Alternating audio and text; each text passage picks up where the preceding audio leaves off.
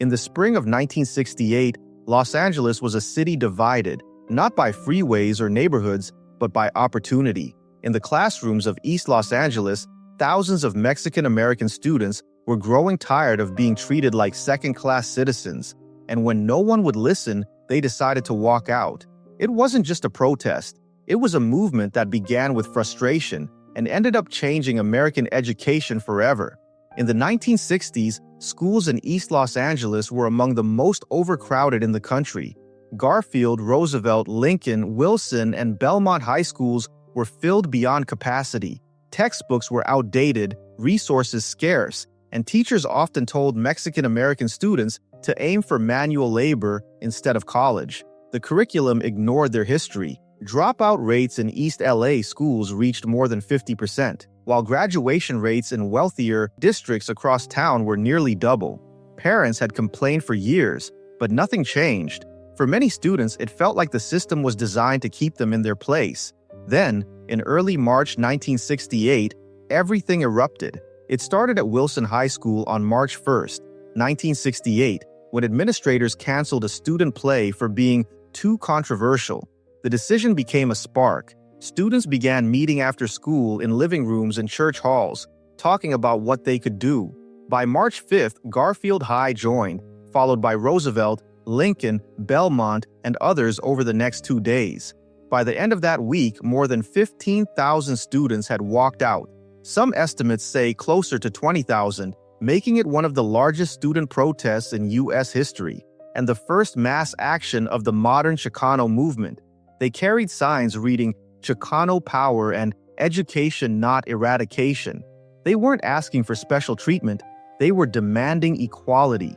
Their list of 36 demands included smaller class sizes, bilingual education, Mexican-American history courses, more Latino teachers, college preparation classes, and fair discipline policies. They wanted a chance, just a chance, to be treated like their education mattered. Behind the movement was Sal Castro, a young teacher at Lincoln High who believed education could change lives.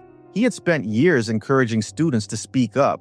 "Don't just get mad," he told them. "Get organized." When the protests began, Castro became both mentor and target.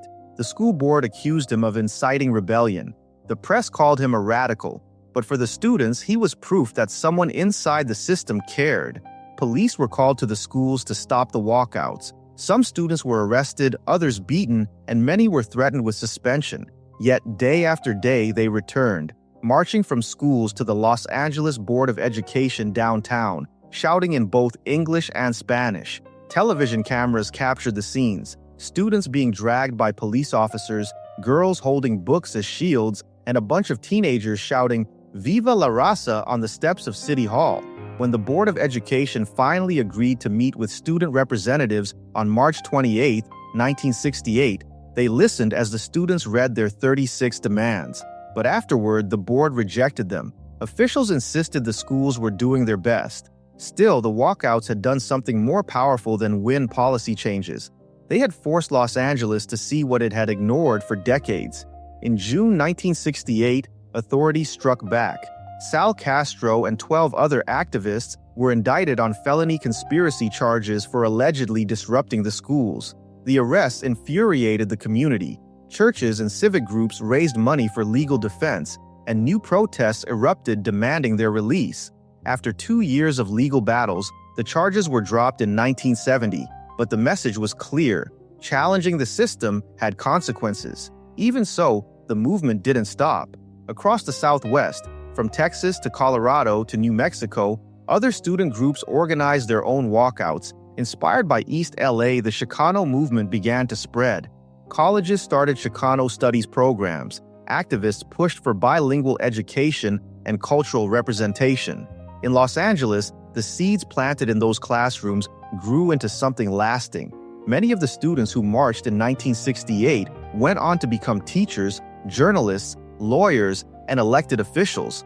They changed the city not just with slogans, but with persistence.